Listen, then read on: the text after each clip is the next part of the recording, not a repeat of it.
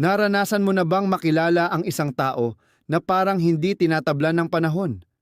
Na parang laging buhay na buhay ang enerhiya, magaan ang presensya, at kahit anong edad nila, meron silang kabataang hindi maipaliwanag ng iba. Baka naranasan mo na rin ito sa sarili mo. May hihinto at mapapansin ang edad mo. Magugulat at siguradong mas bata ka ng ilang taon o dekada kaysa sa totoong edad mo. Sa umpisa parang simpleng papuri lang, pero paano kung may iba pa itong ibig sabihin? Paano kung ang pagiging mukhang bata ay hindi lang genetics o dahil sa skincare? Paano kung sumasalamin ito sa mas malalim, sa pananaw mo, sa pilosopiya mo, at sa paraan ng pagharap mo sa hamon ng buhay? Naunawaan ito ng mga Stoic. Sinabi ni Marcus Aurelius, may kapangyarihan ka sa isipan mo, hindi sa mga panlabas na bagay. Kapag naintindihan mo ito, makakahanap ka ng lakas. Ang lakas, katatagan, at panloob na kapayapaan ay hindi lang bumubuo ng iyong pag-iisip. Bumubuo rin sila ng kung sino ka. Ang paraan ng pag-iisip mo, ang mga pasaning dala o pinipiling hindi dalhin, ay nasasalamin sa katawan, mukha, at pati na sa kilos mo sa mundo.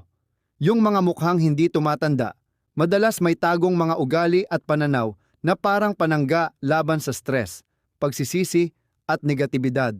Ngayon, pag-uusapan natin ang 7 nakatagong dahilan kung bakit may mga taong mukhang hindi tumatanda, lahat nakaugat sa walang kupas na karunungan ng mga Stoic. Kaya itanong mo sa sarili mo, gaano kalaki ang parte ng kabataan mo na bunga ng mga desisyong ginagawa mo, hindi ng pagkakataon? Kung interesado kang tuklasin ang mga tagong puwersa na humuhubog sa buhay natin, i-like at mag-subscribe ka muna sa video na ito. Tara, simulan na natin. Una, may hindi matitinag na espiritu ka. Naranasan mo na bang makilala ang isang tao na dumaan sa lahat ng unos, puso, pagtataksil, pagkalubog sa utang, pero naglalakad pa rin ng may dignidad, parang hindi tinapik ng panahon? Nagdusa sila, pero hindi mo tumakikita sa mukha nila. Ano ang sekreto nila? Isang hindi matitinag na espiritu. Ang isipan mo ang humuhugis sa katawan mo nang higit pa sa akala mo.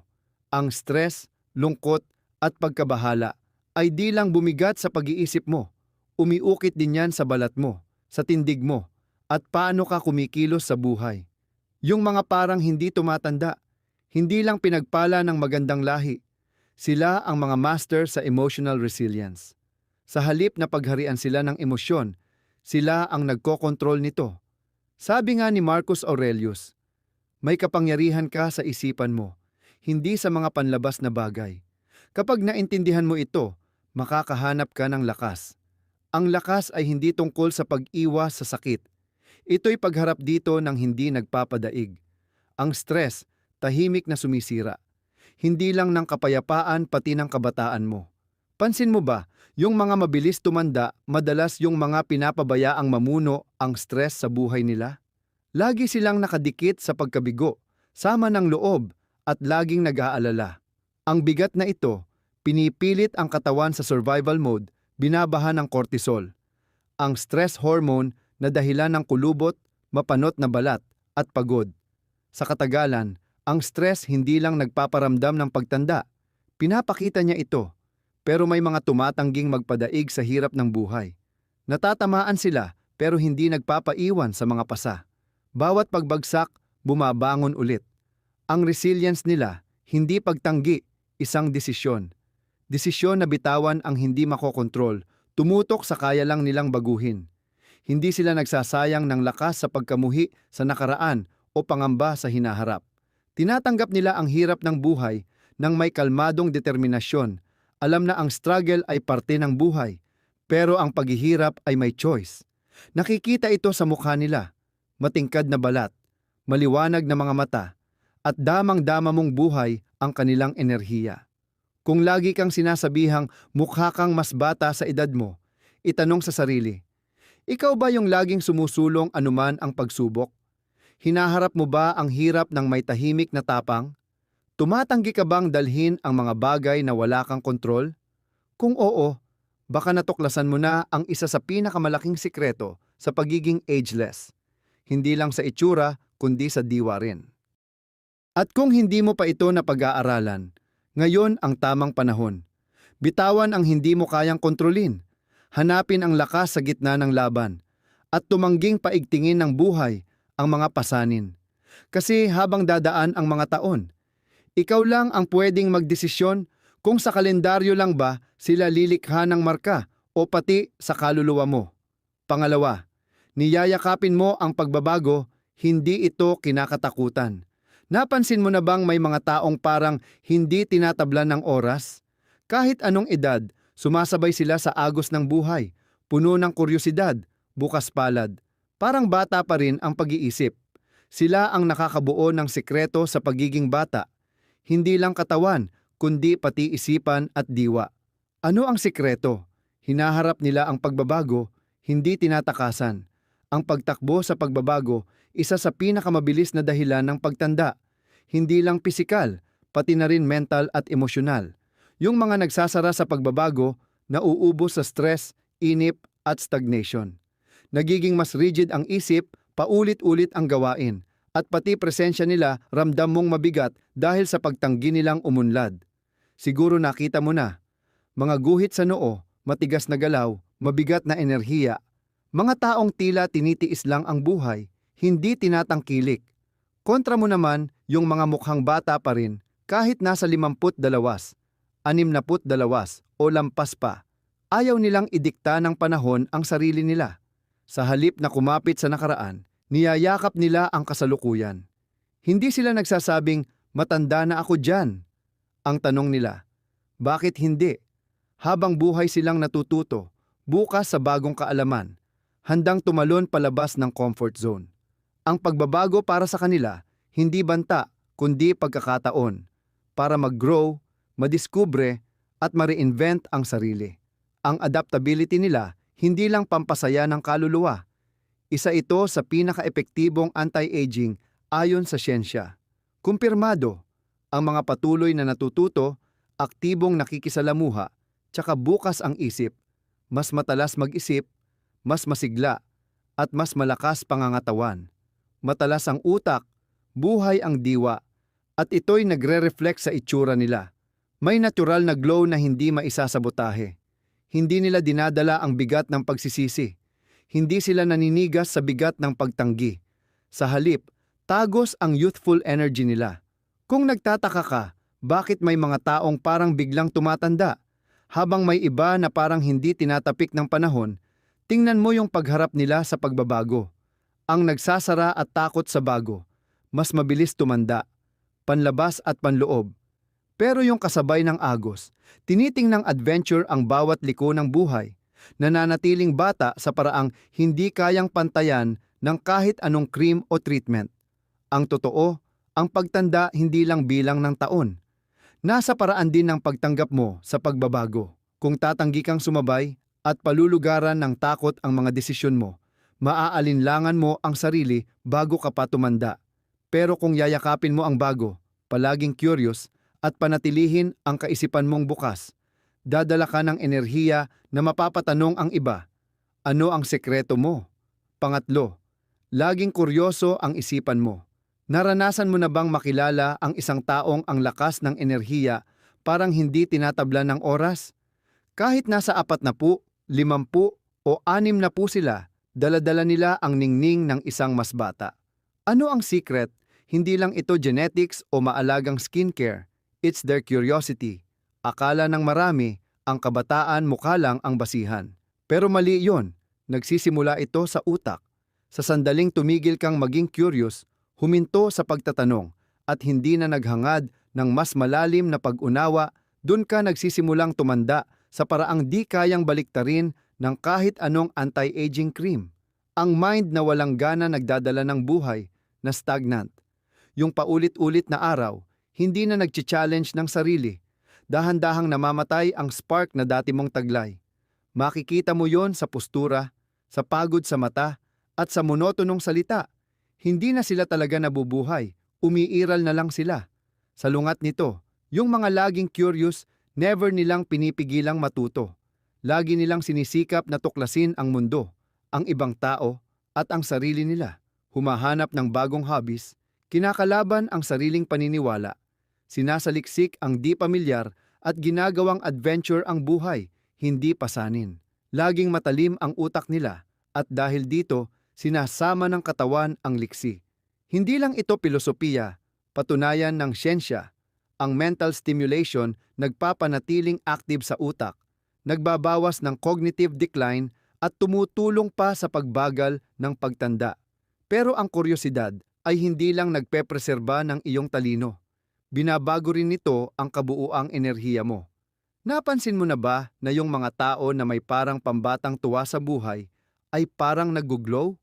Mas maliwanag ang mga mata nila, mas buhay ang mga ekspresyon, parang nangingibabaw ang presensya nila sa excitement. Hindi nila tinitingnan ang buhay na parang nauubos. Para sa kanila, patuloy itong bumubukas, laging may bagong natutuklasan. At dahil dito, nababago pati ang tingin ng iba sa kanila. Kung madalas sinasabi ng mga tao na mukha kang mas bata kaysa sa edad mo, sandali mong isipin, ikaw ba yung tipo na nananatiling mausisa? Palagi ka bang naghahanap ng bagong kaalaman, hinahamon ang sarili mong pananaw, at niyayakap ang personal na paglago, imbes na basta na lang nakikisabay sa agos ng buhay? Kung oo, baka nahanap mo na ang isa sa pinakamalalaking sikreto ng pagiging bata. Kasi, ang totoo, hindi sa taon sinusukat ang kabataan. Sinusukat ito sa sigla ng iyong isipan. Panatilihin mo ang apoy na yan at di ka hahabulin ng panahon. Pang-apat, malaya mong naipapahayag ang emosyon mo. Napansin mo din ba yung ibang tao na parang pasan nila ang mundo? Lutang sa pagod ang mga mata. Matigas ang mga ekspresyon, mabigat ang dating nila, parang pagod at baon na ng buhay. Ikumpara mo sila sa mga mukhang bata sa edad nila. Mas magaang ang mga mukha, mas kumikislap ang mga mata, at may lambing sa paraan ng pagkilos nila. Ano ang pagkakaiba? Simple lang, malaya silang maglabas ng emosyon. Hindi ginawa ang emosyon para ikulong. Kapag pinipigil mo ang nararamdaman mo, galit man, lungkot, frustrasyon, o kahit saya, nagkakaroon ka ng tensyon sa loob na inaabsorb ng katawan. Parang lason niya na unti-unting naiipon. Tumaas ang stress. Sumisikip ang mga kalamnan at nagiiwan ng marka sa mukha mo. Taon ng hindi paglabas ng damdamin, di lang bumibigat ang isip mo, binabago pati hitsura mo. Isipin mo ang taong laging kinikimkim ang nararamdaman, hindi tumatawa ng todo, hindi umiiyak, hindi nagsasabi ng totoo. Unti-unti, napapalala ito. Tumataas ang stress hormones gaya ng cortisol, pinapabilis ang pagtanda dahil binabasag nito ang collagen, nilalabanan ang immune system, at kinakaladkad pababa ang enerhiya. Ito yung mga taong mas matanda tingnan sa tunay na edad, hindi dahil sa genes, kundi dahil sa bigat ng emosyon na ayaw nilang pakawalan. Ngayon, isipin mo naman yung mga graceful mag-age, yung parang hindi tinatamaan ng panahon. Ano common denominator nila? Pinalalaya nila ang sarili nilang damdamin. Kung masaya sila, di nila tinatago ang tawa. Kung malungkot, di rin nila tinatago ang iyak. Nakikipag-usap sila, nagpapakawala, totoo sa sarili. At yang katapatan na yan ang dahilan bakit bata pa rin ang aura nila. Hindi nila pasan ang mga di nasabi o tinagong sakit, kundi expressive sila, buhay na buhay. Hindi lang ito filosofiya, nasa siyensya din. Yung mga kultura na bukas sa pag-express ng emosyon, karaniwang mga tao doon mas bata at energetic tingnan. Pinatunayan ng mga pag-aaral na yung nagpapalaya ng emosyon ay mas mababa ang stress, mas malusog, mas magaan ang pakiramdam. Ang paglabas ng damdamin ay natural na anti-aging na hindi mabibili ng anong mamahaling cream o treatment. Kaya kung sinasabi ng tao na mukha kang mas bata, itanong mo rin sa sarili mo, nilalabanan mo ba ang emosyon mo o hinahayaan mo itong maramdaman? Tumatawa ka ba ng walang pigil? Umiiyak ka ba kung kailangan? Nagsasalita ka ba pag may bumabagabag sa'yo o pinipigilan mong pakawalan? Kung oo ang sagot mo, malamang nahanap mo na ang isa sa tunay na sikreto ng pagiging bata. Kasi sa huli, ang mukha ay refleksyon ng kaluluwa. At yung mga malayang magpalabas ng damdamin, Hindi lang bata ang hitsura, bata pa rin ang espiritu. Panglima, pinalilibutan mo ang sarili mo ng positibong enerhiya. Naranasan mo na bang pumasok sa isang kwarto tapos biglang parang napagod ka?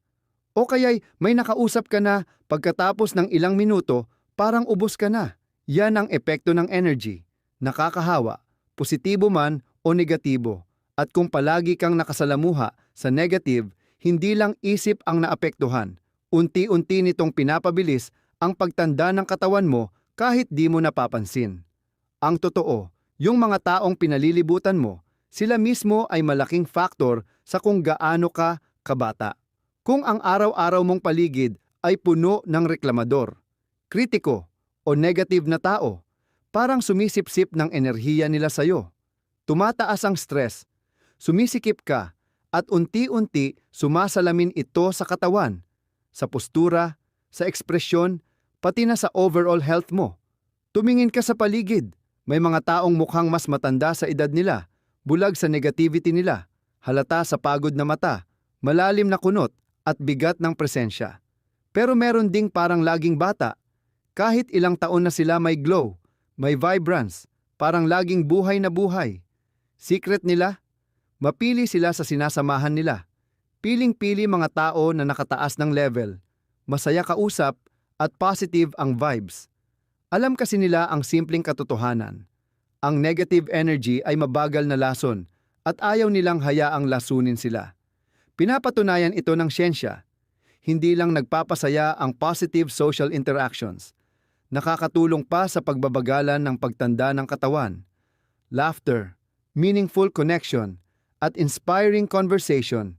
Napapatunayan na nakakapagpababa ng cortisol at nakakapagpabata ng cells. Basta't may saya at companionship, nagpapatibay ito ng isip at katawan. Na-curious ka ba kung bakit may mga tao na parang bata pa rin kahit ilang taon na sila? Hindi lang yan dahil sa swerte. Reflection yan ng energy na pinapapasok nila sa mundo nila. Tanungin mo ngayon ang sarili mo.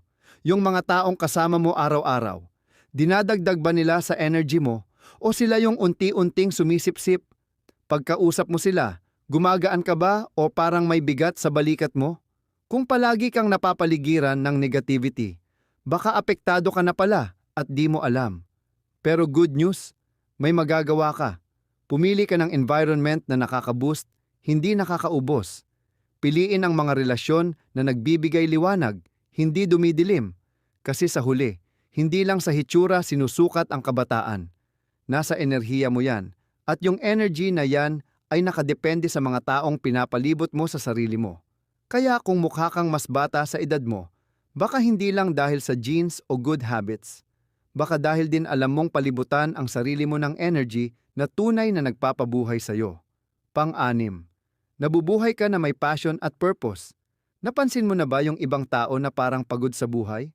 Wala nang gana ang mukha, mabigat ang postura, at parang drained ang energy. Para lang silang umiiral, nagpapalipas ng oras. Ikumpara mo naman sa tao na puno ng sigla. Yung boses may excitement, yung mata nagliliwanag tuwing kinuwento yung pangarap. Yung presence parang may alindog na nakakabighani. Anong pagkakaiba?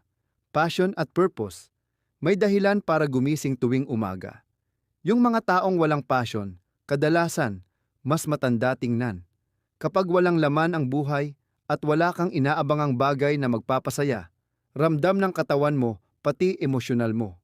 Tumatanda hindi lang dahil sa physical na inactivity, pati emosyonal na stagnation ay ramdam ng katawan mo. Pag wala kang layunin, napupuro lang isip, nanghihina ang loob, at kasunod nun, ang katawan mo nagigising na lang pagod at tila ba matanda na. Hindi dahil sa edad, kundi dahil sa kakulangan ng meaning. Pero meron din namang mga tao na parang sumisigla at bumabata kahit ilang taon na. Hindi sila natatakot sa umaga, kundi excite silang bumangon, ready gumawa, magtayo, at mag-explore. Yung passion nila kitang-kita sa kilos, sa energy, sa enthusiasm. Nakakahawa ang presence nila, magnetic, parang fully alive at obvious sa lahat ng paligid nila. Sang-ayon ang siyensya, yung mga may matibay na purpose sa buhay, mas mababa ang stress, mas mababa ang inflammation at humahaba pa ang buhay. Kapag ginagawa mo ang bagay na nagpapasaya sa'yo, trabaho man, craft, mission, o personal na goal, mas dumarami ang dopamine at serotonin sa utak mo. Ang mga chemical na ito ang responsable sa kaligayahan, motibasyon, at isang batang sigla. Sila ang nagpapakintab ng balat mo, nagbibigay ng enerhiya sa katawan mo, at nagpapatatag ng espiritu mo. Kung sinasabi ng mga tao na mukha kang mas bata kaysa sa totoong edad mo, pag-isipan mo ito. Mayroon ka bang isang bagay na nagpapasigla sa kaluluwa mo? Isang dahilan para gumising ka bawat araw na may excitement? O parang nabubuhay ka lang ba, naliligaw sa routine, walang inspirasyon, at parang natigil? Kasi hindi lang isip mo ang naaapektuhan kapag nawawalan ka ng passion, pati katawan mo, nagpapakita rin ng senyalis nito. Kapag meron kang bagay na nagbibigay spark sa'yo, kapag gumigising ka araw-araw na may purpose, dala mo yung isang energy na parang hindi tumatanda. Kasi sa huli, ang pagiging bata ay hindi lang tungkol sa bilang ng taon na nabuhay ka, kundi kung gaano ka kabuhay sa loob. At yung mga taong may passion sa buhay, hindi sila tunay na tumatanda. Pangpito, marunong kang magpalaya sa nakaraan. Nakakita ka na ba ng taong parang pasan ang bigat ng nakaraan niya? Yung mga mata nila parang malayo ang tingin. Yung mga ekspresyon nila pagod, na parang nakakulong sila sa mga alaalang hindi nila matakasan. Ang totoo, ang pagkapit sa pagsisisi, sama ng loob or guilt, hindi lang isip mo ang tinatamaan, pati katawan mo, nagbabago.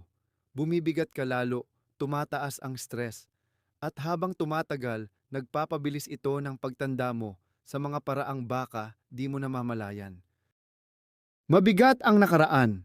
Bawat sigalot na hindi matapos-tapos, bawat masakit na alaala, bawat pagkakamaling paulit-ulit mong iniisip, lahat yan may epekto.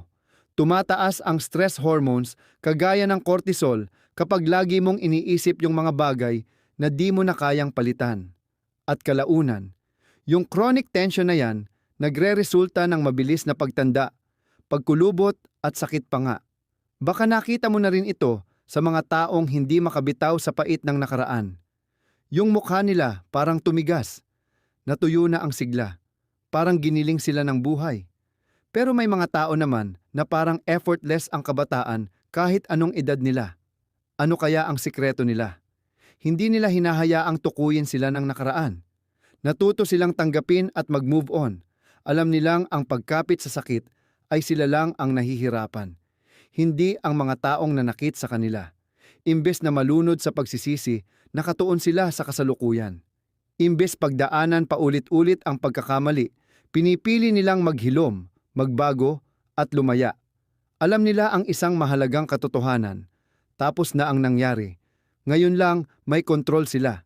At may suporta ng siyensya dito. Ang mga taong marunong magpatawad at magpakatino ay mas mababa ang stress, mas malakas ang resistensya at humahaba pa ang buhay. Kapag binitawan mo ang sama ng loob, susunod din ang katawan mo. Pakakawalan ang tensyon, maghihilom at babalik ang natural mong glow. Ang mga natigil sa nakaraan, hindi nila namamalayan, bit-bit nila ito. Nakasubsob ang balikat, laging kunot ang noo, parang permanenteng nakaukit ang problema sa mukha. Pero yung mga marunong mag-let go, magaan maglakad, taas noo, at kitang-kita ang alive na energy. Kaya kung madalas sabihin sa'yo na mukha kang mas bata, baka hindi lang yan genes. Maaari ding dahil magaan ang puso at malaya ang isip mo. Kasi hindi lang kakinisan ng balat ang kabataan, kundi gaan ang kaluluwa. Kaya tanungin mo sarili mo, ano pa ang hindi mo mabitawan? Galit ba? Guilt? Sama ng loob? Ano man yan, hindi lang espiritu mo ang binibigatan. Pinatatanda ka rin nito. Pero sa sandaling pinili mong pakawalan at hindi napasanin ang hindi mo na kailangan, may mararamdaman kang kakaiba, magaan, malaya, mas bata. Dahil sa huli,